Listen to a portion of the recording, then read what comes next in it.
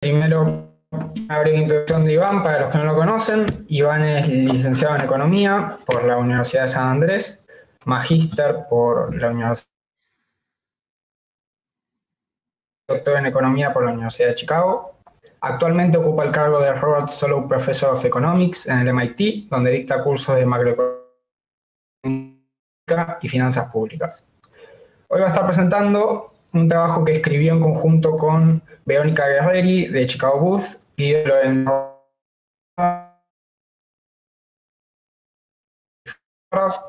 que se llama Macroeconomic Implications of Coding Cost Demand Shortages. Bueno, muchas gracias por estar acá y nada, para...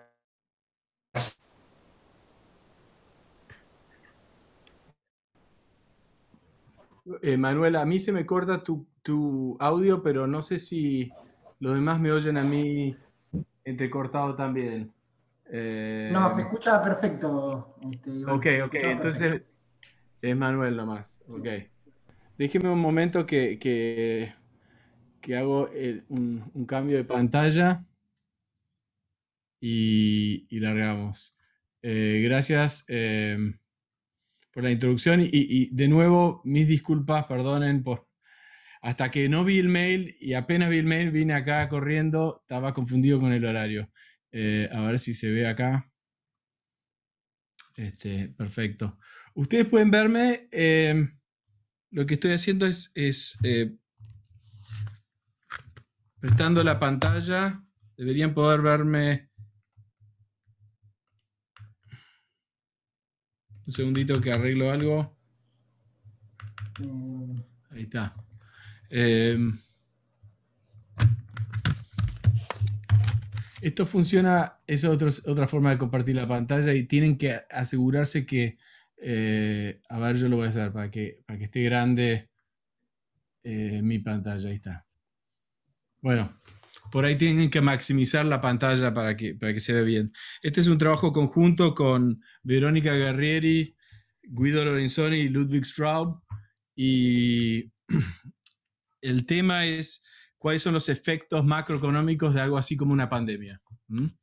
Y cuando empezamos a hacer esto, empezamos en marzo, había mucha discusión de qué medidas había que tomar para paliar el efecto macroeconómico que tendría la pandemia. Por otro lado, está todo un conjunto de políticas de salud y cosas relacionadas que son como un tema un poco aparte a este trabajo, pero había una preocupación y una pregunta de qué pasaría incluso con los sectores no afectados directamente por la pandemia. ¿Mm?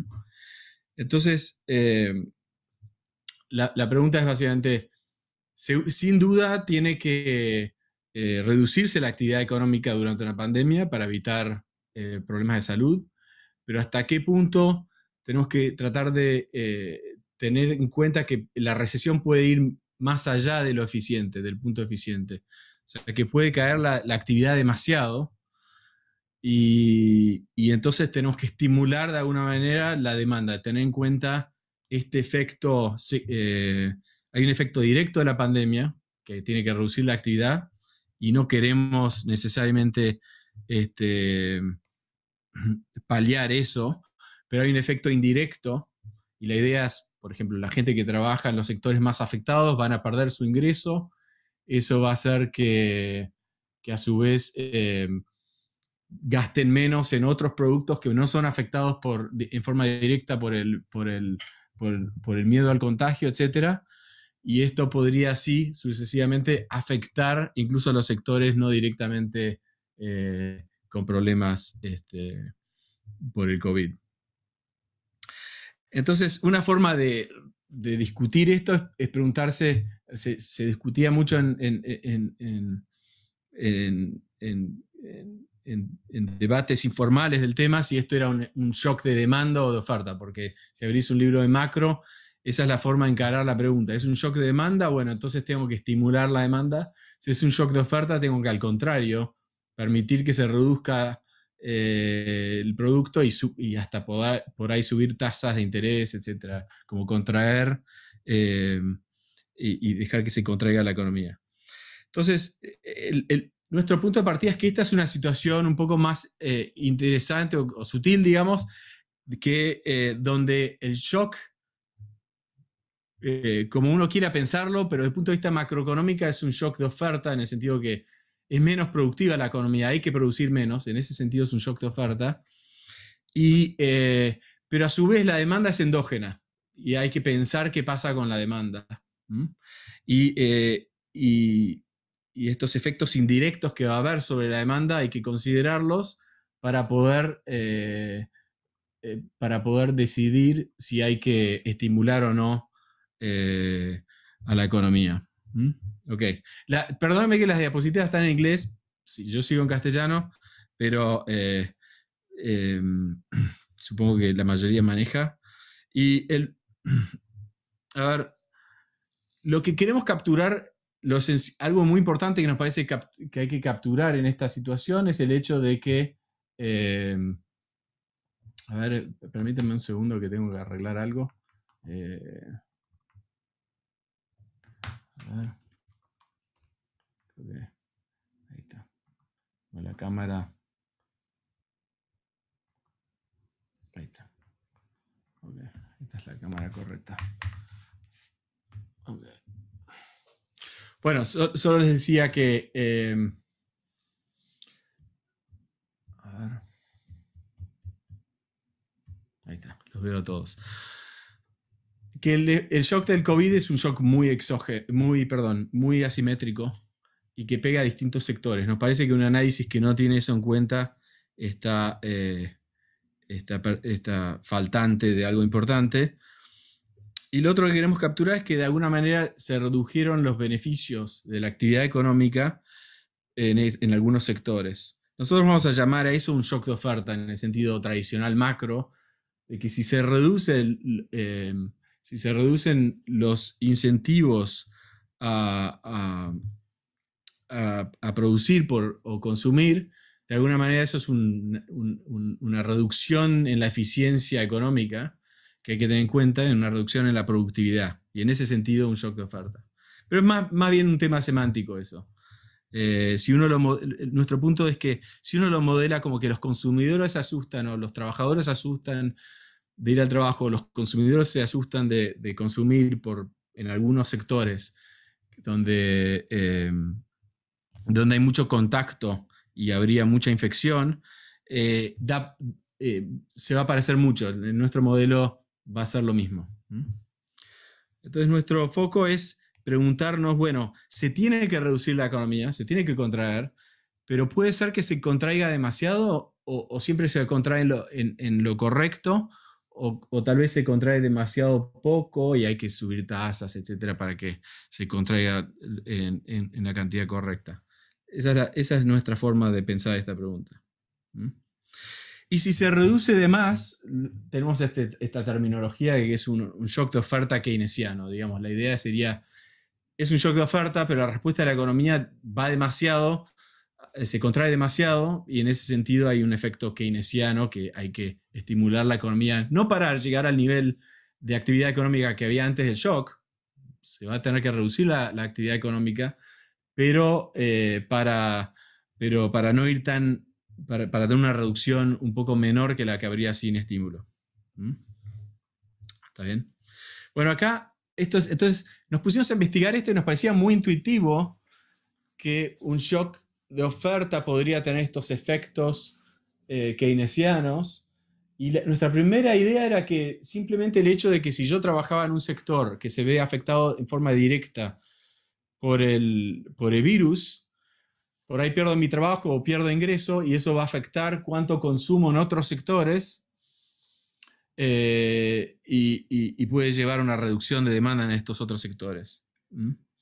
Y nuestra intuición principal era que esto podía ocurrir por consumidores que tuvieran mucha sensitividad al ingreso, porque si yo pierdo mi ingreso voy a dejar de gastar. Si soy muy sensible a mi ingreso actual, porque no puedo pedir prestado, por ejemplo, o porque no tengo ahorros previos. Y entonces nuestra primera idea era tomar un modelo estándar macro de un solo sector y pensar en que si el shock le pegaba muy asimétricamente a algunas personas y ellos perdían su empleo, esto tendría efectos indirectos que afectarían al resto de la economía.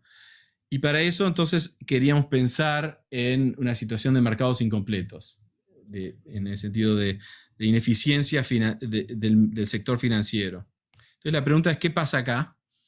Y nos sorprendió que lo que encontramos es que no, así no podíamos, con solo pensar en un modelo simple de un sector, pero hacer al shock asimétrico, aunque le pega a algunos trabajadores y a otros no, los mercados incompletos ayudan en el sentido que hacen que la caída sea más grande que si los mercados fueran perfectos, pero nunca va a caer tanto que querés estimular la economía. Entonces, en vez de, en general, en este caso, en el caso estándar sin imperfección del mercado, cuando te pega el shock de oferta, lo que tenés que hacer es en realidad subir las tasas de interés, etc. Al contrario de estimular la economía, tenés que tratar de enfriarla un poco. Y esta consideración más realista, de donde los mercados financieros son imperfectos, los hogares no todos pueden pedir prestado, no tienen ahorro, sí te lleva a una reducción más grande que acá, pero no lo suficiente para que quieras estimular la economía. Entonces todavía no está, la cantidad producida se reduce, pero no tanto que se ha reducido demasiado si no estás reduciendo tasas, etc. Bueno, entonces pensando a lo mejor nos dimos cuenta que teníamos que realmente tener un modelo con sectores múltiples, y con sectores múltiples ya vimos que era posible que se redujera la cantidad de actividad económica más allá de lo eficiente, aun cuando no la estuvieras estimulando con bajas de tasas de interés, etc. Y así que esta fila acá ya nos da algo muy diferente. Y lo interesante es cuando uno combina estas dos cosas, ahí sí que es mucho más probable incluso que la reducción que veamos en la actividad económica por un shock concentrado en algunos sectores afecta a los demás sectores y se reduzca la actividad económica de esos sectores más allá de lo que es eficiente. Así que fue algo así como una historia de ir elaborando el modelo un poquito, agregando elementos de la realidad y viendo si afectaba las conclusiones. Y bueno, eso es lo que estés resumiendo los resultados principales. En vez de mostrarles este gráfico ahora, voy a volver a esto más tarde. Les muestro directamente el modelo económico y los resultados, tratando de darles algunas intuiciones a medida que voy. Por favor, háganme preguntas si hay dudas a medida que voy. No dejen de interrumpirme. ¿Hay alguna pregunta? Paro acá un segundo. A ver si hay alguna pregunta. A ver, tengo en el chat algo, pero no sé si es... Ahí está, el Speaker View. Sí. Ok, párenme, directamente pongan el audio y háganme una pregunta. Prefiero eso que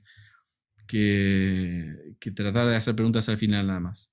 Bueno, este es el modelo que terminamos escribiendo, que nos va a permitir discutir esos 4 casilleros. ¿Sí? Tenemos las preferencias en esta economía sobre el consumo en 2 sectores, A y B. El sector A es el que va a ser golpeado por el virus en forma directa. Y el sector B es el que nos vamos a preguntar si en forma indirecta se está reduciendo la actividad ahí demasiado. Y tenemos una función de utilidad, tomamos esta de elasticidad constante, y ahora estamos mirando otros casos, pero tomando esta función como de elasticidades constantes, y vamos a asumir que la tecnología es simple, lineal en trabajo. ¿Sí? 1 a 1 con la cantidad de trabajadores en cada sector. Y cada trabajador ofrece su trabajo en forma inelástica. ¿Sí? Así que hay una cantidad de trabajo n barra de parte de cada trabajador. Y largamos de un estado estacionario donde no hay virus, donde hay una fracción phi de trabajadores en el sector A y una fracción 1 menos phi en el sector B. ¿Sí? ¿Está bien? Y estas fracciones se corresponden a las preferencias. Está elegido para que el salario está en esta situación, en el estado estacionario, el salario estaría igualado en los dos sectores y por lo tanto los precios que van a estar, acá asumimos que las producciones es competitiva, los precios estarían también igualados, porque si el salario está igualado con esta función de producción, el precio va a estar igualado. Entonces, la idea es el estado estacionario larga con los precios igualados, los salarios igualados, y esta fracción de trabajadores del sector A, esta fracción de trabajadores del sector B. Y en ese momento vamos a mirar, vamos a pegarle con el shock del virus, ¿sí? Pero déjenme antes contarles, más allá de la tecnología y las preferencias, cuáles son las restricciones presupuestarias de los agentes.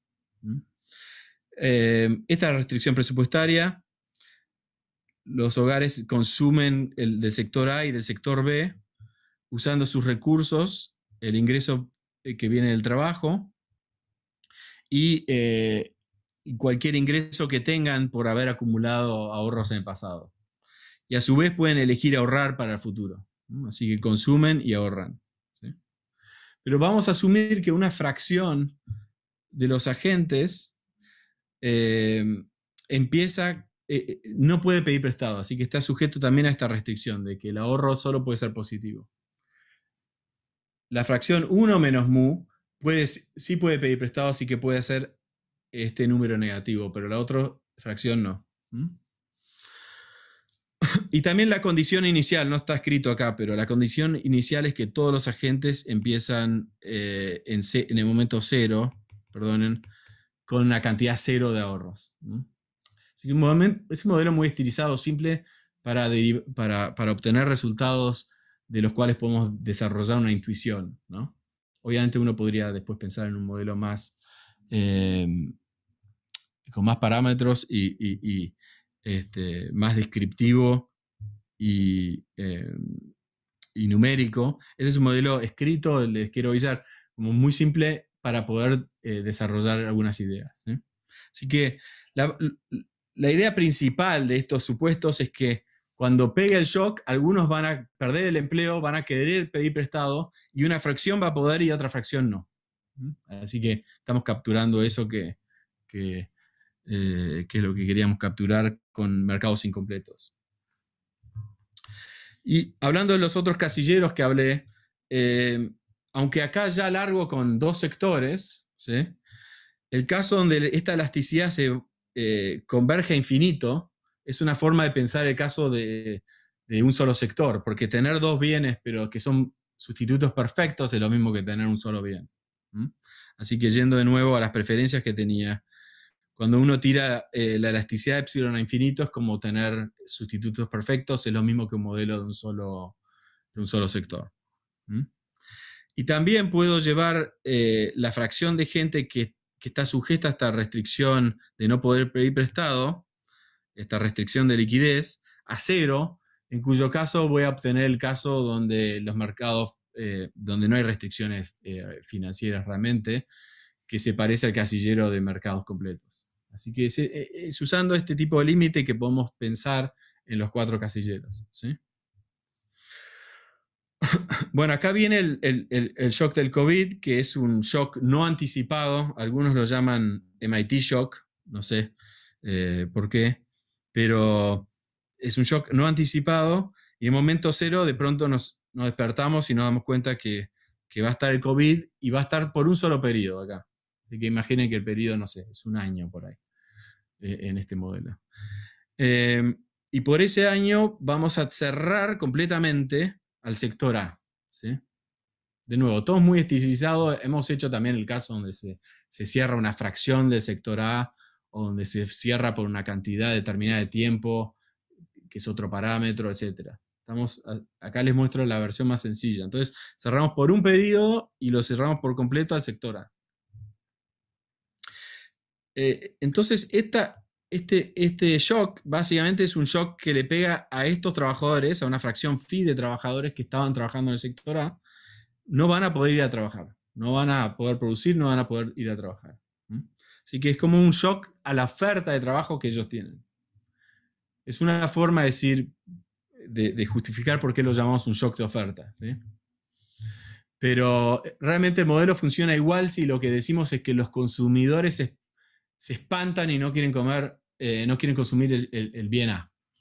En ese caso parecería ser distinto, es un shock de demanda, pero resulta que va a ser lo mismo. Desde el punto de vista de los trabajadores no van a poder vender nada si producen y por lo tanto va a ser lo mismo que si no pudieran trabajar. Bueno, y para simplificar, imaginemos que en el momento 1 y 2, 3, etcétera, volvemos a la normalidad. Ya no hay, ya no está el virus, la pandemia. Bueno, y dos supuestos más, vamos a mirar asumiendo, esto es como una economía monetaria donde vamos a imaginar que hay rigideces nominales, ¿sí? En particular, rigidez nominal no puede caer el salario nominal. Y vamos a estar pensando como, esto realmente es parte del análisis, analizando qué pasa si no hay ninguna reducción o suba en las tasas, se mantienen igual las tasas de interés. En estas economías monetarias, la tasa de interés es importante para estimular la demanda o para restringirla si subimos la tasa. Vamos a analizar el caso donde no se cambia la tasa de interés. Pero esto no es porque nos parezca el único caso relevante, pero justamente para contestar si queremos subir o bajar la tasa es importante ver qué pasa si no la cambiamos. Entonces vamos a analizar el caso que no la cambiamos y ver si la contracción es demasiado fuerte o demasiado poca. Y si nos sale que la contracción es demasiado fuerte, vamos a querer reducir las tasas de interés, ¿sí? Entonces, a modo de contestar esa pregunta de si deberíamos estimular o no esta economía, vamos a analizar el caso donde no estamos haciendo nada y ver qué pasa. Y ver cómo compara eso con el equilibrio eficiente. Y la eficiencia acá es muy simple. Básicamente, el sector A lo cerramos, pero el sector B querríamos que están los trabajadores que están en el sector B son capaces de producir igual que antes, entonces deberíamos producir y consumir lo mismo que antes en el sector B. Entonces la comparación es siempre viendo si hay pleno empleo o no en el sector B. Y si hay menos que pleno empleo, deberíamos estimular la economía, y si en cambio sube la demanda en el sector B, bueno, en ese caso vamos a tener que en realidad subir las tasas de interés, etcétera, para reducir la demanda en ese mercado. Ok. Vamos por partes. Primero el caso, llenando ese casillero arriba a la izquierda, el caso donde hay un solo sector y no hay ninguna imperfección de mercado. En ese caso, un shock negativo a la oferta, que ya describí recién, siempre lleva a que si no cambiamos la tasa de interés, hay un exceso de demanda en el sector B. Por lo tanto, tenemos que subir la tasa de interés. ¿Okay? Esto es de libro de texto, digamos, un modelo macro agregado. Si hacemos un shock temporario a la productividad, se reduce la oferta de bienes, y como la gente quiere consumir y va a consumir más en el futuro que hoy, tienen que subir las tasas de interés para acomodar esa falta de bienes de parte de la oferta. Y acá no es muy distinto porque estamos en este caso de sustitutos perfectos y sin ninguna ineficiencia en el mercado financiero. Ok. Pero este resultado, y lo tengo acá en la misma, también se da para todo mu. O sea que si hacemos que los mercados sean incompletos y hay gente que no puede pedir prestado, también es cierto que todavía hay un exceso de demanda en el sector B. Esto no es tan intuitivo y tan obvio, ya menos de libro de texto, porque está diciendo que cuando pegue el shock va a haber gente que va a perder trabajo, ellos van a consumir menos. Es más, en este modelo es muy exagerado, estamos a propósito exagerando, van a consumir nada por un periodo, porque no tienen trabajo y no pueden pedir prestado. Y aunque eso quiere decir que la reducción en el sector A de la producción tiene un efecto muy grande de contracción de esos ingresos y del gasto de esos trabajadores. Y, y así todo igual hay un exceso de demanda en el sector B. Y la intuición es que en el peor de los casos no consumen nada, ninguno de los trabajadores que estaban en el sector A, pero ahora los del sector B producen menos, pero son menos también ellos. ¿Okay? Entonces, básicamente pueden pasarse a consumir solo los bienes en el sector B y justito alcanzaría, en el caso de mu igual a 1, donde todos estaban restringidos, no habría justito ningún exceso de demanda, pero cuando mu es menor que 1 siempre habría un poquito de exceso de demanda. A ver si lo explico mejor. Voy a intentar con este gráfico que tenía acá. Antes del shock estamos con el sector A y el B, y estos trabajadores reciben ingreso por trabajar en el sector A y gastan en el bien del sector A y también gastan en el bien del sector B. Y así también los trabajadores del sector B completamente una situación simétrica con el sector A y B. Llega el shock y lo que hace el shock es básicamente cerrar este sector. Lo cerramos. Quiere decir que ya no está este ingreso y eso hace que se reduzcan estas demandas. ¿Okay? Estas dos demandas se tienen que reducir porque este bien ya no existe. Y la pregunta es ¿qué pasó con esta demanda? Y el punto es, esta demanda, si hay mercados completos, van a poder, estos trabajadores no tienen ingresos, pero pueden pedir prestado y todavía van a demandar a bien B. En cuyo caso, en ese caso va a haber un exceso de demanda en el sector B. Vamos a tener que subir tasas, a pesar de tener un shock negativísimo como el COVID. Pero esto requiere que haya una transferencia de ingresos, digamos. Estos le piden prestado a este grupo, ¿no? ¿Okay?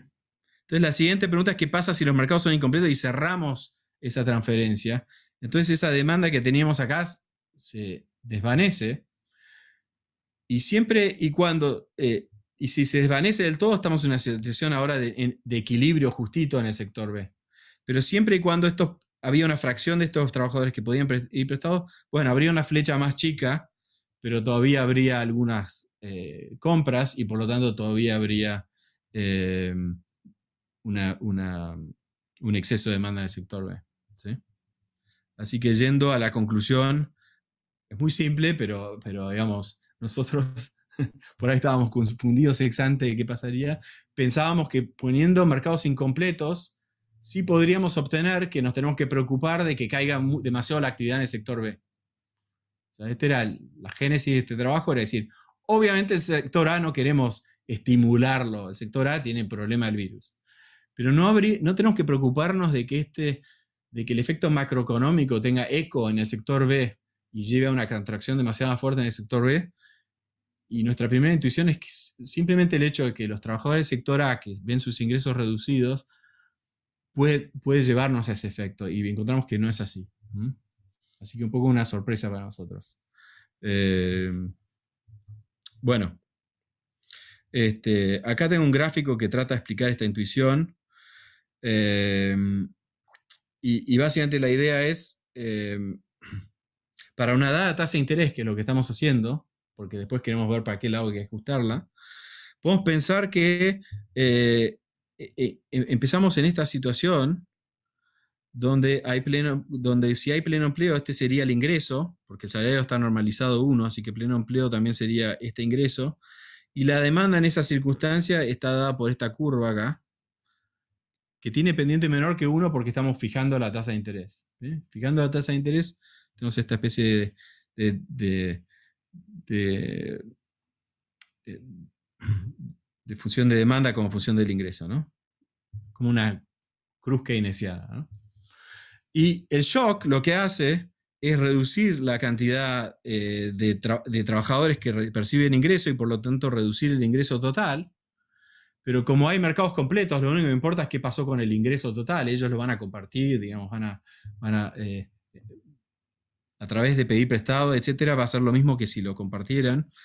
Y acá tenemos como Gorman Aggregation, ¿no? Porque tenemos estas CES, y eso hace que, aunque no tengan seguros entre ellos frente a este shock, o sea que algunos van a salir mejor que otros en su ingreso permanente, eso no afecta el efecto, la demanda agregada. Así que lo único que importa es que si todos pueden pedir prestado, la economía se parece mucho a una economía donde había un agente representativo, ¿no? Entonces, por eso esto depende solo del ingreso agregado, y la demanda se reduciría, pero menos que 1 a 1. Y como es menos que 1 a 1, todavía habría un exceso de demanda. Esa es la idea, es muy básica, ¿no? Ahora, ¿qué pasa? Si permitimos que los mercados sean incompletos, la intuición es, bueno, esto ya no va a ser tan, va a haber por ahí un efecto más grande, pero como mucho es 1 a 1, entonces siempre vamos a quedar como por encima de esta recta a 45 grados. Esa es la intuición. Bueno, el siguiente resultado es ya no tomando ese límite, pero primero mirando el caso de mercados completos, ¿sí? Sin restricciones al crédito.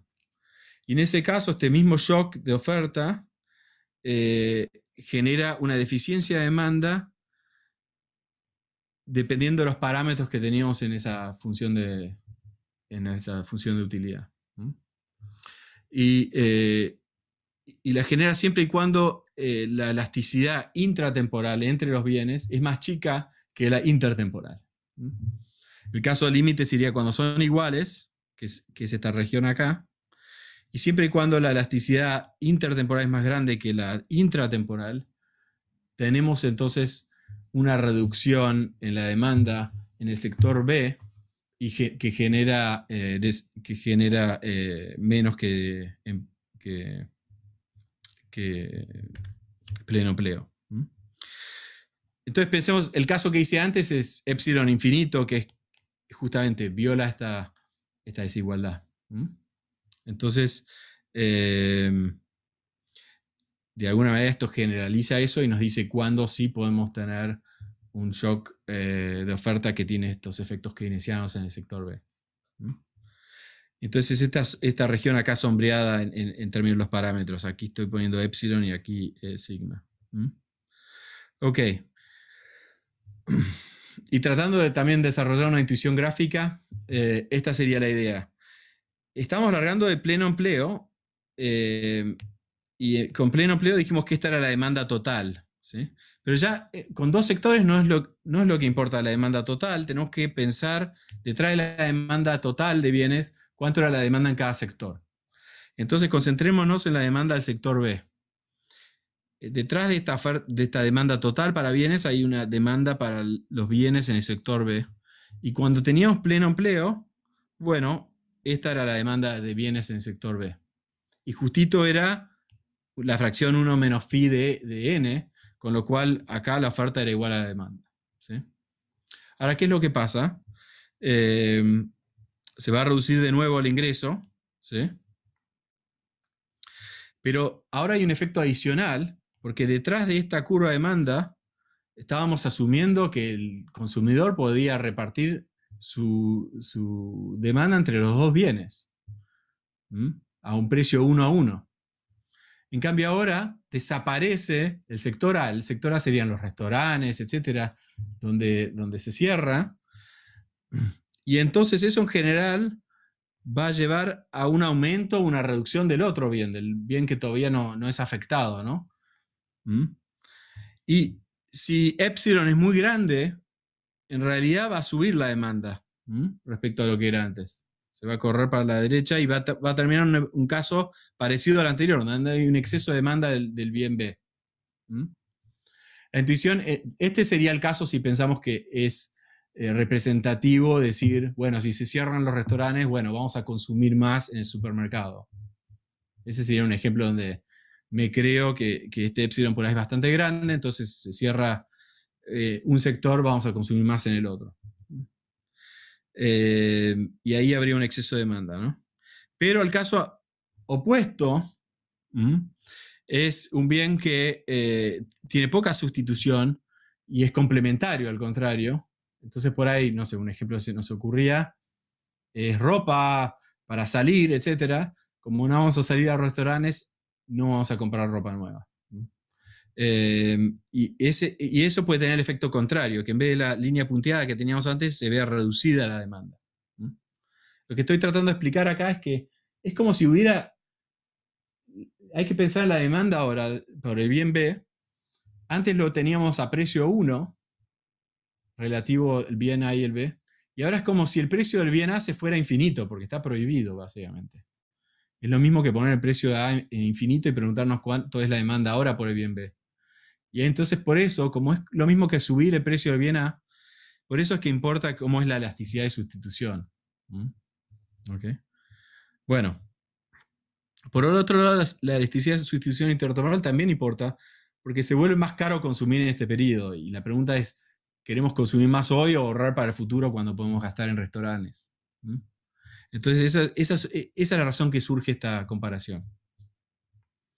Bueno, y ahora vemos una complementariedad de estos dos mecanismos. Cuando hay sectores múltiples y ya no los modelamos en forma estilizada como si fuera todo un sector, como se hace mucho en macro, pero no siempre. Cuando tenemos estos sectores múltiples vemos que es posible tener esta deficiencia de demanda en el sector B.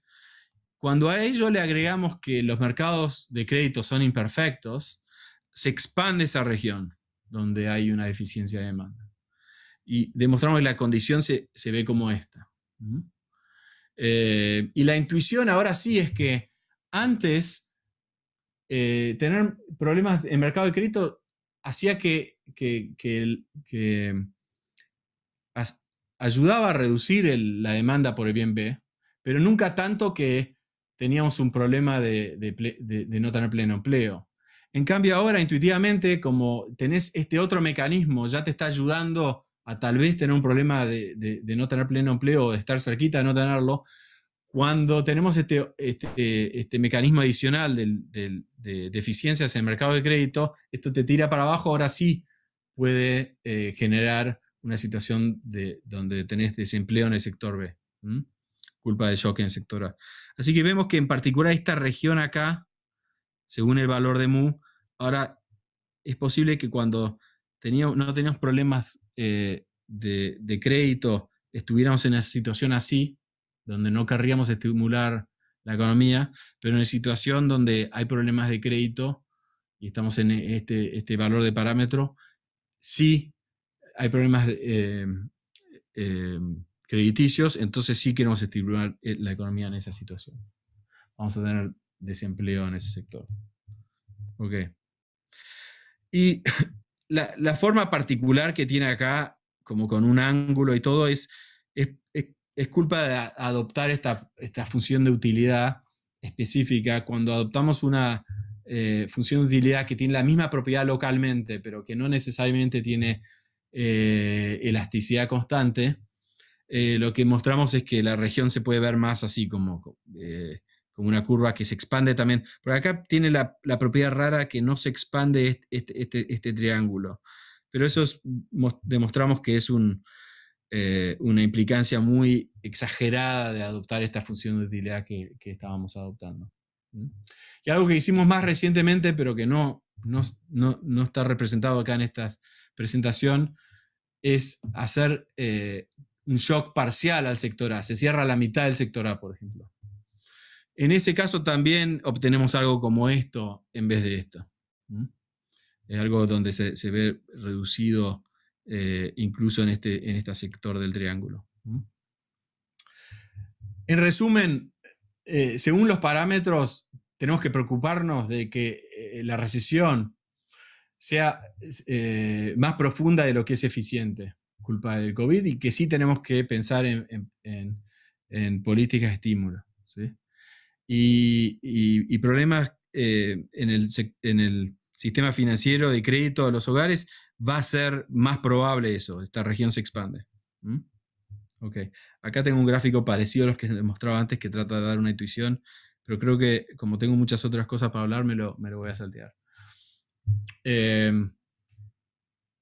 ¿Cuánto tiempo me queda? ¿Alguien me puede indicar hasta qué hora vamos?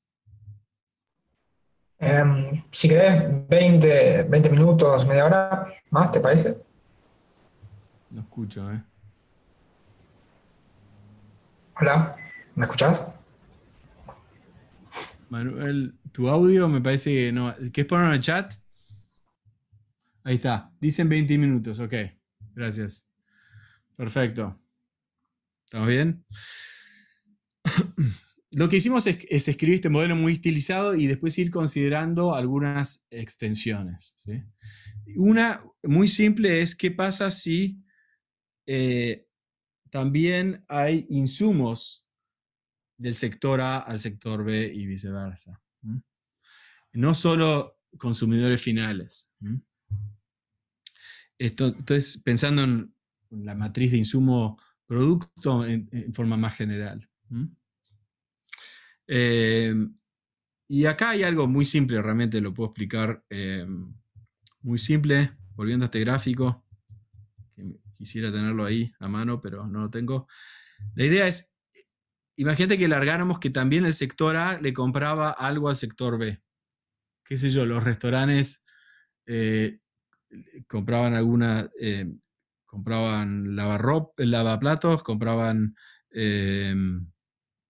insumos alimenticios a supermercados, etc. Entonces, cuando no solo se reduce esta demanda, sino que ahora esta se corta, tiene un efecto adicional, es muy simple esto. Entonces, esta consideración hace también aún más probable que estemos en una situación de deficiencia de demanda en el sector B. Así que esa extensión hace todavía más probable esta situación. Lo otro que hicimos es qué pasa si hay movilidad, si las personas que no pueden trabajar en el sector A se pueden mover al sector B. Se habló mucho de eso, por ejemplo, en el contexto acá en Estados Unidos, bueno, Uber, ya nadie se tomaba un Uber por miedo, pero mucha de la gente que trabajaba de Uber podía ahora trabajar llevando las compras de los supermercados a las casas, ¿no? Entonces, puede haber un poco de movilidad de trabajo, ¿no? Entonces, por ahí no nos tenemos que preocupar tanto. O mismo la gente que trabaja en un restaurante ahora puede trabajar en un supermercado. Ok. Pero lo que demostramos es que, aunque eso es cierto, esto solo hace peor igual el problema de deficiencia de demanda, porque aumenta la oferta de empleo en el sector B, esta movilidad. Entonces, la diferencia entre la demanda y la oferta se hace peor en realidad. Es verdad que ayuda a que no caiga tanto el empleo, porque alguna gente va a tener ingreso por haberse movido del A al B. Pero demostramos que siempre gana el hecho de que, bueno, pero ahora deberías tener aún más empleo en el sector B. Así que hay como un efecto de nivel que juega a favor, en el sentido de que el hecho de que alguien que pierda su trabajo pueda conseguir un trabajo ahora va a tener ingresos, eso es bueno, pero es una carrera entre eso y el hecho de que ahora deberíamos tener aún más empleo en el sector B que antes. Entonces demostramos que siempre igual juega en contra, en el sentido que tenemos que, más probable que tengamos que estimular a la demanda. Un segundo. Acá hace el invierno y se está haciendo de noche, así que tuve que prender la luz. Bueno. Y ahora, todo esto, esta por ahí me parece la parte más interesante, es, bueno, ¿cuál es la implicancia para la política monetaria? Bueno, la política monetaria debería reducir las tasas de interés si podés, ¿sí? ¿Ok? Y si no podés, en las economías avanzadas, eso por ahí es un problema porque están pegándose contra cero, en cuyo caso van a tener que pensar más allá de la política monetaria y pensar en cosas como política fiscal. En países en desarrollo, la política monetaria por ahí también les llega a mucho menos gente y desde el vamos hay que pensar en la política fiscal. ¿Sí? Entonces, pensamos en eso en el contexto de este modelo muy simple. Y hay dos políticas fiscales que para considerar. Una es el gasto público, así, compras del sector público. Y la otra es transferencias a los trabajadores que pierdan su empleo, ¿okay? A trabajadores del sector A. Todo financiado con impuestos a los trabajadores del sector B o con deuda. Y lo que mostramos muy simple es que el multiplicador de gasto público es 1, es bajo, normal, pero no mayor que 1. Y el multiplicador para las transferencias es muy bajo, es menor que 1. ¿Está bien? Sí, ¿y cuál sería la intuición? Siempre pensamos, bueno, puede ser que sea menor que 1, pero tiene chance de ser mayor que 1. Pero acá no tiene chances. ¿Y cuál es la idea? Hay algo diferente de la situación normal. Y es que si transferimos a las personas que perdieron el empleo, ¿sí? Ellos salen y gastan por ahí. Y solo una fracción mu sale y gasta porque los demás podían pedir prestado. ¿Sí? Así que eso nos tira hacia que el multiplicador sea menor que 1. Pero siempre nos salva otra cosa para que el multiplicador pueda ser mayor que 1, que es cuando alguien gasta, eso a su vez aumenta la actividad económica, que aumenta el ingreso, que hace a su vez que la gente gaste más, ¿no? El típico multiplicador keynesiano, la lógica. ¿Sí? Esa lógica acá se ve interrumpida, porque cuando la gente del sector A que les pagaste, les diste ingresos, gasta en el sector B, ya no aumenta. Ellos no están empleados en el sector B, entonces no les llega de vuelta ese aumento del ingreso. Les llega así a los trabajadores del sector B, pero ellos no habían perdido su empleo y no estaban en una situación de ser tan sensibles al ingreso. En nuestro modelo tal vez estamos exagerando y son 0 sensibles al ingreso, ¿no? Pero el punto más general es que le estás dando plata a los que son más sensibles al ingreso, pero la están gastando en gente que es menos sensible al ingreso. Y esa correlación hace que el multiplicador no sea tan grande. Porque, digamos, no tenemos estos efectos que algunos llaman virtuosos keynesianos. ¿Sí? Ok. A pesar de eso, es óptimo hacer estas transferencias. Es un error muy grande muchas veces hablar de si una política fiscal es buena o mala solamente mirando el multiplicador. Acá el multiplicador es menor que 1. No importa. Igual queremos estimular el sector B, lo vamos a estimular menos que 1 a 1, pero no es una vara para comparar si queremos hacerlo o no. Cuando miramos el bienestar económico en esta economía y lo calculamos, vemos que siempre queremos usar esta transferencia, y es más, queremos ir y usar toda esta transferencia hasta un nivel que va a imitar lo que hubiera pasado con un seguro de desempleo perfecto, ¿no? Lo que demostramos es que la transferencia, si haces la transferencia hasta un cierto porcentaje del ingreso perdido, hasta ahí vas a estimular y después no vamos a estimular más. ¿Ok? O sea, hasta un rho sombrero, esta es la fracción del ingreso que reemplazás a los que perdieron su ingreso. Hasta ese entonces, la demanda, vas a estar aumentando la demanda en el sector B. Cuando te pase eso, ya no, porque ya no hay nadie que está restringido por culpa de la falta de acceso a crédito. Así que cuando te pasás de esto, ya no estimulas mucho, en este caso, en este modelo simple, no estimulas nada una vez que te pasás de la raya de rho sombrero. A pesar de eso, uno querría ir, por razones de puramente de promover el seguro eficiente que hubiéramos querido antes del shock, querríamos haber asegurado perfectamente a los trabajadores del sector A versus el sector B. Entonces querríamos tener un seguro perfecto que es que te reemplazo todo el ingreso perdido. Así que si hablamos de óptimo desde el punto de vista de bienestar social, es un seguro de desempleo muy generoso. Y si hablamos de hasta cuánto estimula, puede ser menor que eso. Y había un debate de si el seguro de desempleo que se impuso, por ejemplo, en Estados Unidos y otros países de Europa, se pasó de rosca, pagaron demasiado, ¿no? Alguna gente recibía más en seguro de desempleo de lo que recibía antes trabajando en el sector que cerró. Y bueno, lo que nuestro modelo dice es que, bueno, habría algunas razones para ir más allá del seguro de desempleo que estimula lo máximo. El punto que estoy tratando de hacer es, no hay que pensar solamente en el agregado, hay que pensar también en este modelo donde hay preferencia, está microfundado en cuál es el valor del bienestar, ¿no? social.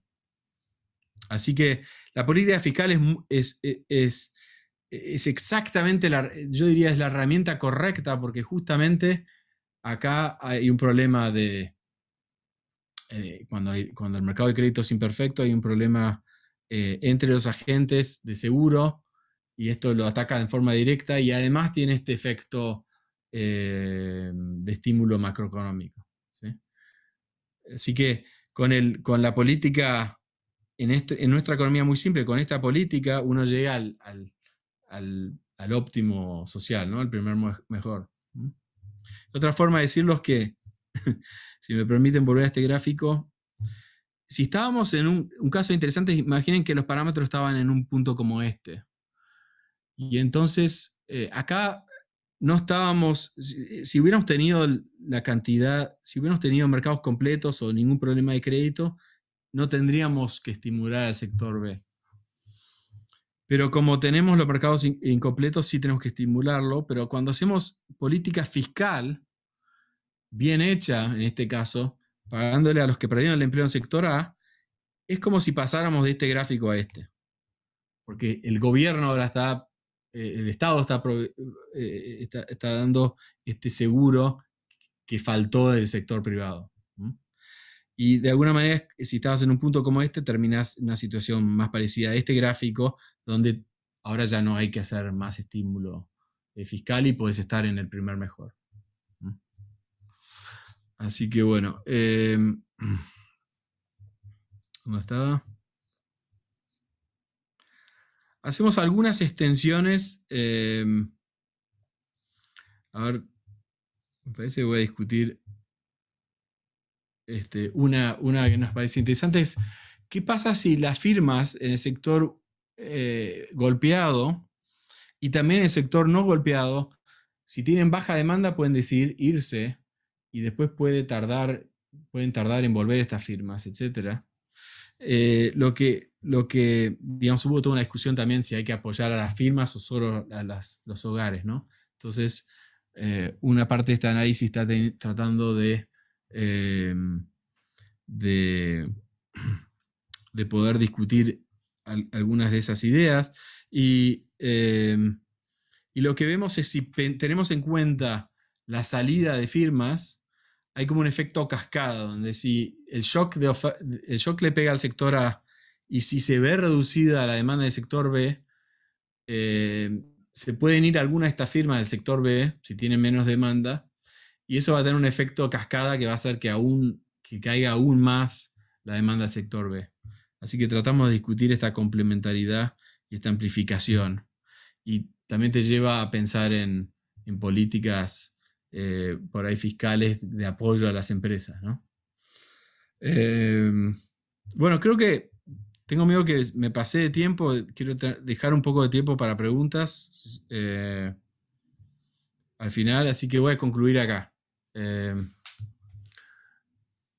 El punto del paper era mirar si un shock de oferta asimétrico podía generar un problema de demanda, ¿no? Obviamente, en la discusión no está en discusión de si tiene que caer o no el producto. Si queremos atender al hecho de que el virus tiene que tener alguna respuesta, y estamos tomando eso como dado, hay algunos que debaten eso, pero si tiene que tener alguna respuesta en términos de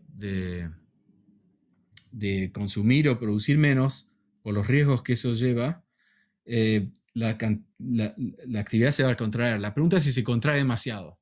Si hay aspectos macroeconómicos que tenemos que tener en cuenta y se va a contraer demasiado y hay que estimularla. Y encontramos que puede ser, pero que hay que irse un poquito más allá del libro básico de texto, aunque lo mantuvimos muy simple el modelo, pero digamos, hay que pensar en múltiples sectores y no solamente pensar que le pega en forma asimétrica a algunos trabajadores y todos trabajan produciendo el mismo bien, por ejemplo. Entonces hay que pensar un poquito más allá del libro texto, y vemos que es más probable, dependiendo de las preferencias de los agentes, si los bienes son más complementarios, y se hace más probable si hay estos problemas de crédito, etc.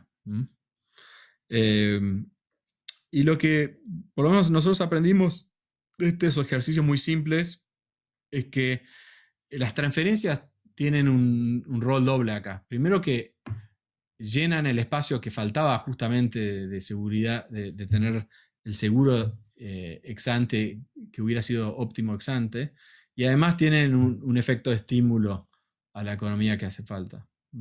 Así que de alguna manera transferencias enfocadas en aquellos que hayan perdido el ingreso por el shock directo son muy eficientes.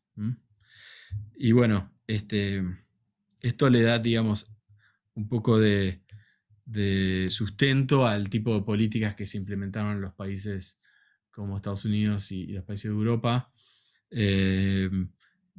con seguros de desempleo generosísimos históricamente hablando, o en Europa, en algunos casos, apoyando directamente a las firmas, ¿no?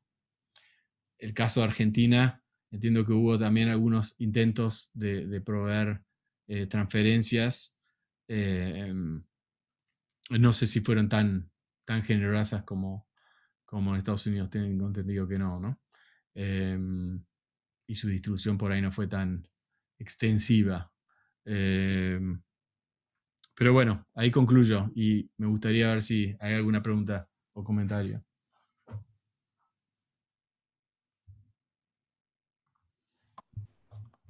¿Se me escucha bien?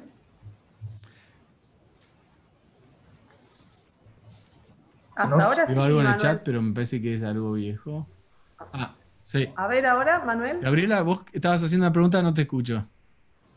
No, le estoy diciendo a Manuel que se escucha bien ahora, él. Está como el mute para mí. Ahora No se escucho escucha bien, Manuel. Te quería preguntar. ¿Me escuchas bien, Iván? Pero no sé si no lo escribo en el chat. A ver, yo tengo un problema del audio mío. Ahora veo que el problema debe ser... A ver, Manuel, pregunta, a ver si te escuchamos. Ahora yo sí escucho. Bien. Lo- Mi duda era, desde el punto de vista de política, la transferencia a la empresa y la transferencia a los individuos es totalmente equivalente, ¿no? En el modelo. Eh, no. La extensión que no llegué a mostrarte es porque es justamente una que trata de decir que pueden ser diferentes. Pero,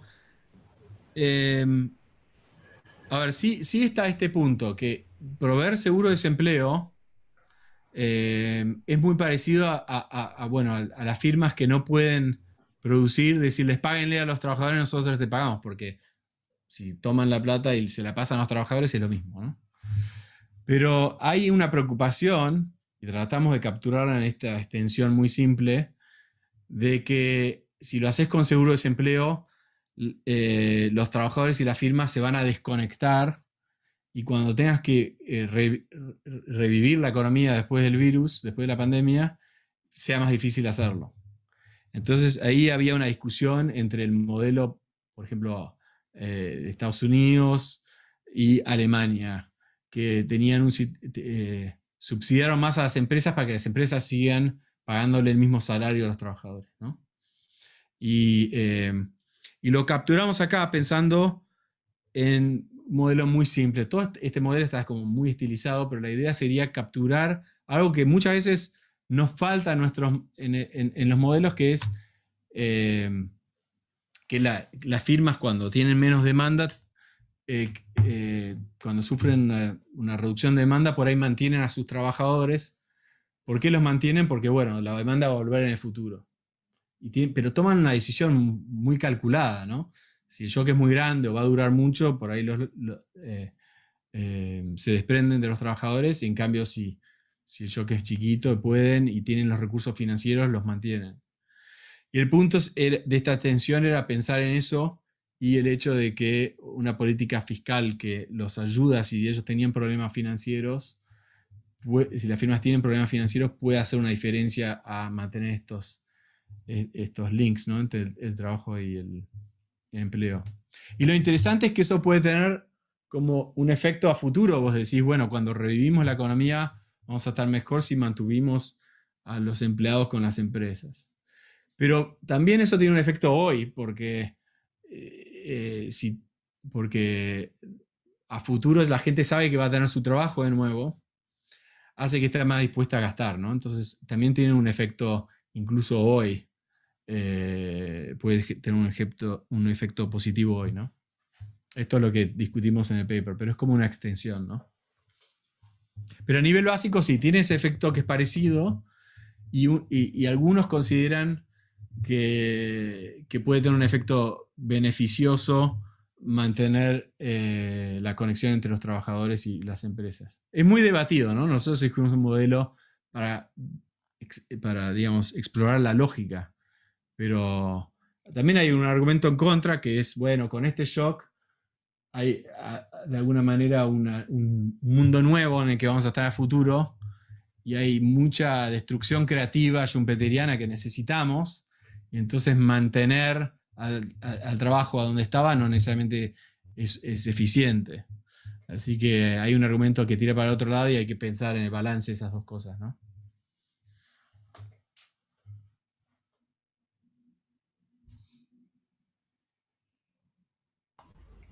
Bien, gracias. No sé si alguien más tiene alguna pregunta. Ahora sí los escucho, así que no se preocupen. Tenía puesto mal el audio, estaba yendo el audio estaba yendo a mi micrófono. Eso no funciona. Yo, Manuel, quería hacerle una pregunta a Iván. Sí, adelante, Carlos. ¿Eh? Sí, adelante. ¿Sí? Bueno. Y vos hablabas allí de dos sectores donde uno está afectado y otro no. Y, digamos, de alguna manera también habías planteado sobre esa posibilidad de que los trabajadores que están dentro del sector afectado podrían a veces desplazarse a otro sector que no estuviera afectado. O al menos eso yo había entendido allí como uno de los mensajes en una de las filminas. En realidad esto, bueno, es interesante, bueno, obviamente considerando la posibilidad de que el factor factor trabajo sea móvil, lógicamente, ¿no? Sí. Acá un poco porque lo que vos comentabas me trajo a pensar en lo que ha sucedido en el sector productor de alimentos, sector agropecuario básicamente. Yo soy economista agraria y nosotros hicimos un estudio y nosotros vimos que en realidad ese sector fue uno de los menos afectados en términos relativos, siempre hablando, ¿no? Dentro de lo que es esta pandemia y la cuarentena misma. ¿Por qué? Porque el trabajador rural tiene un espacio de trabajo que realmente le permitía asistir, no así, digamos, esto no se visualizó a lo largo de toda la cadena de valor, porque si nosotros consideramos el aspecto logístico, ahí había algún inconveniente desde el punto de vista del transporte, de la cantidad de gente, ¿sí?, que abordaba los vehículos, los camiones, ahí sí, pero digamos que fue mínimo igualmente. Desde ese punto de vista, yo miraba el resto de la economía y digo, qué asimetrías que hay desde ese lugar, ¿no es cierto? Donde uno ve que en este sector estuvo la posibilidad de poder continuar y de hecho, bueno, la gente creo que en función de la caída que hubo en términos económicos, el sector sí siguió adelante porque obviamente es un sector que produce alimentos, entonces no había dudas, ¿sí?, de que esto iba a continuar y que iba a continuar produciendo sin mayores inconvenientes. Un poco lo que vos comentabas me trajo a la mente ese trabajo que hicimos. Y digo, qué bueno, porque en el sector también se pudo incorporar gente de otros espacios, claramente, porque... O sea, se expandió ese sector de días. Claro, exactamente, sí. Sí, eso puede pasar, sí. Nosotros, el punto que hicimos ahí con movilidad es que si hay movilidad, uno puede ver una expansión, pero puede ser que todavía la expansión sea demasiado baja relativa a lo que tenía que ser, en el sentido que... Sí, seguro, porque está la cuestión esta de la movilidad del factor trabajo, es decir, vos cuánta gente que despide un sector podés incorporar a que de alguna manera es un sector que absorbe mano de obra, con más facilidad que otros, ¿no? En ese sentido, desde ya hablando desde calificaciones tal vez no tan altas desde el punto de Sí. vista de la mano de obra, ¿no? Pero bueno, fue interesante también lo que se observó en ese sentido. Sí, Más sí, que sí, nada sí. un aporte era lo mío. No, digamos, perfecto. que se comentaba. Yo creo, la verdad que para poner, como hablas de la realidad ahí, en la realidad este modelo es muy estilizado y tiene dos sectores y hay muchísimos más sectores. Claro, Y no me cabe ninguna duda que algunos sectores hasta se vieron beneficiados por el COVID, neto, en forma neta, ¿eh? Por ejemplo, claro. Zoom. Eh, Sí, y algunos supermercados también, creo, digamos. claro. A pesar de que Exacto. les fueron más costosos algunos insumos o tuvieron que tomar medidas de seguridad que son costosas, también tienen tanta más demanda que antes. Eh, para poner un ejemplo también, Amazon, etcétera. Claro. Muchos sectores se vieron beneficiados, ¿no?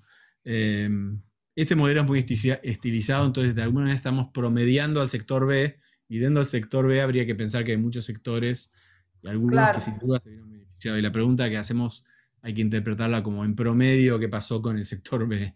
Claro, Eh, exactamente, sí, sí. y Un ahí poco para creo que hay más analizar dudas de qué pasó con los el efectos sector B. netos, ¿viste? Sí, Ujú. exacto. Y ahí hay más dudas de qué pasó con el sector B y tener en cuenta que sí hubo mucho estímulo. En la mayoría de los países hubo muchísimo estímulo. No sé qué piensan en Argentina, pero sé que hubo intentos por lo menos de mantener ingresos y estimular por ese Sí, sí. lado. No sé qué tan eficientes fueron estas transferencias y demás, Ah, pero y a cuántos les llegaron que las necesitaron, pero digamos que hubo esfuerzos y en la mayoría de los países hubo estímulos, digamos, que no se habían visto nunca, ¿no? ujú. Entonces, quiero enfatizar que lo que mostramos acá de que hay una deficiencia es teniendo también, asumiendo que el gobierno no hizo nada, que el Estado no hizo nada. Pero no es porque creemos que sea razonable eso, todos los gobiernos sí hicieron algo, pero es para entender qué pasaría si no hacemos nada, justamente para preguntarnos qué hay que hacer. Claro, Entonces, cuando digo que si hay o no deficiencia es asumiendo que hubo una respuesta de política económica y después, claro que la hubo, pero justamente nuestro modelo dice qué hubiera pasado sin eso y por qué era tan importante hacerlo. Eh, Así que así es como interpreto esto. Yo creo que en la mayoría de países, en Estados Unidos, al final no hubo una gran deficiencia de demanda en el sector B, pero también nunca lo pusimos a prueba porque a los, digamos, porque mantuvimos los ingresos de la gente que perdió el empleo, etc. Así que bueno, son todas salvedades a interpretar lo que dije teniendo en cuenta que estábamos promediando al sector B y que sí vimos en la realidad también una respuesta de estímulo en todos los países. muchas gracias. Gracias.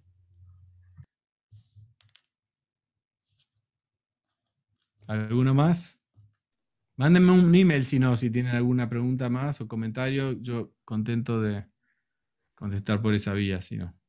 Iván, creo que yo tenía una pregunta, no sé si se escucha. Te escucho perfecto. Era mi problema. Yo tenía mal No, seteado. sí, sí, sí. Yo también creo que tuve un problema acá con el Ok. micrófono. No, primero la exposición estuvo buenísima, a mí me sirvió mucho para, sobre todo, tuvo un gran valor pedagógico, ¿no? Para ilustrar cómo están pensando en este tipo de problemas a partir de la modificación de un modelo macro convencional. La pregunta era justamente esa, es decir, porque digamos, la descripción de la trayectoria que se desprende de un modelo macro convencional pareciera que no se ha verificado, digamos, ¿no? Es decir, como que el objetivo del trabajo es justamente, digamos, la pregunta es, ¿cuál es el objetivo del trabajo? ¿Es replicar esta trayectoria observada a partir de alguna modificación, estas modificaciones que nos mostraste en ese modelo? En ese sentido, ¿en qué medida estos elementos que vos incorporás te parece o crees que tienen que ser incorporados como una base para la modelización convencional en adelante? En cierta manera me parece que lo son. Bueno, un poco esa es la pregunta. Otra Sí. pregunta más adelante es ¿qué pasa cuando hay restricciones fiscales? Que es otro tema, ¿no? Sí. Ok, tipo, tu pregunta es muy general y muy normativa sobre qué hay que hacer con trabajo futuro. Si no quiero ser tan tajante, voy a tener cuidado. Eh, eh, Simplemente, sí, quiero hacer claro lo que dije antes al pasar, que el trabajo no está tratando de ver qué pasó y compararlo con el modelo, porque gran parte del análisis es tratar de entender qué pasaría sin estímulo fiscal, y la mayoría de los países sí tuvieron estímulo fiscal. De alguna manera, para mí un modelo nunca es tan interesante machear lo que pasó, porque para eso miramos lo que pasó y listo. La razón que son interesantes los modelos es que nos permiten siempre pensar qué hubiera pasado también. Entonces, si querés que el modelo tenga elementos de la realidad y que condicional a las cosas que vos viste pasar las explica, y en ese sentido, el modelo creo que así simple como está, no querés ir a testearlo, pero a grandes rasgos no tiene nada, me parece que no tiene ningún elemento o predicción que va a estar muy fuera de la realidad, ¿no? Porque con suficiente estímulo fiscal te va a decir que no hubo una gran caída en el sector B. Así que me parece que va a machear lo que vimos más o menos eso. Pero bueno, sí. Y tu pregunta es qué habría que hacer ahora, siempre escribir modelos con múltiples sectores, etcétera. No, porque creo que este shock fue bastante especial. O sea, la mayoría de los shocks no son tan asimétricos. Por ejemplo, si tenés un shock que es un shock monetario, es un shock bastante agregado, ¿no? O si tenés un shock de una crisis bancaria o algo así, tal vez es un shock suficientemente uniforme que uno puede analizarlo con un modelo de un solo sector. Es más bien que en el caso del COVID nos parecía importante tener estos distintos sectores, porque el sector servicios es el que más fue afectado, ¿no? Y especialmente los servicios que no podían pasarse a hacer online. Y entonces es muy asimétrico en ese caso el shock de un sector al otro, entonces en ese caso sí hay que pensar un poco más en los sectores múltiples. Y por ahí hay otros shocks de ese estilo que son más asimétricos y también hay que tener, por si hay alguna moraleja que va más allá del COVID, a futuro son sí, los shocks por ahí hay que pensar si no son un poco más asimétricos en algunos casos y tener un análisis de los distintos sectores en vez de ir a un análisis muy agregado. Así que, tu otra pregunta, con restricciones fiscales, bueno, no hay mucho que decir. Si estás muy restringido fiscalmente, te va a ir peor en este modelo. Y creo que en Latinoamérica digamos, la respuesta de estímulo fiscal varió mucho con el espacio fiscal que tuvieron los países. Ahí vi un reporte del BID mostrando números, el tipo de estímulo fiscal de 1 o 2 puntos del PBI comparado con más de 6, 7 puntos en otros países. Así que sí, sin duda que importa muchísimo las restricciones fiscales. Y hace que afecta mucho más a la economía y también creo que hace que sea mucho más difícil tomar medidas sanitarias que digamos, hay como una complementaridad, no está en este paper, yo escribí otro paper sobre la cuarentena y ese tipo de cosas, ¿no? Pero hay una complementariedad en lo que haces a nivel macroeconómico y el hecho y lo que puedes hacer a nivel sanitario, ¿no?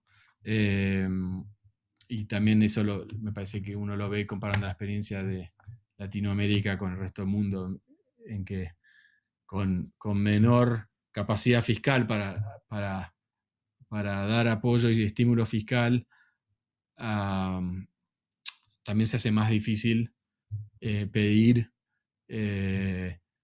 digamos, la cuarentena o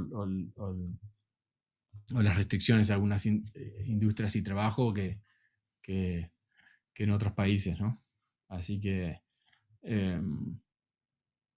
eso es un tema que me interesa, esa complementariedad, digamos.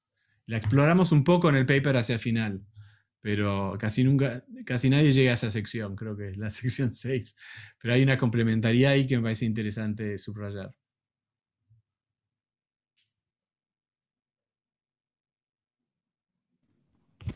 Gracias. Bueno, no sé si alguna otra pregunta.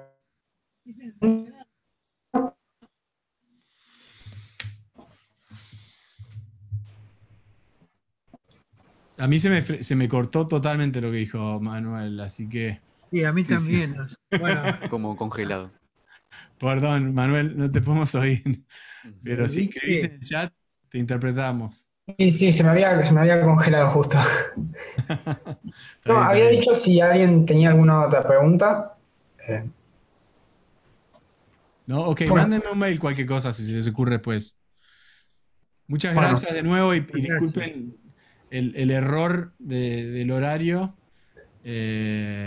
No tiene bueno. importancia. No tiene No, ninguna pero importancia. me avergüenzo porque debería saber, pero me ha pasado antes también. Es terrible. Así que, pero bueno, a veces son 2 horas, a veces 1 hora y me confundo. Está bien, no hay problema. La verdad que fue un placer y fue muy clara tu No, el perfil. gusto es mío, el gusto es mío. Muchas gracias. No, gracias a Muy vos. bueno. Iván. Chao, Hasta luego. chao.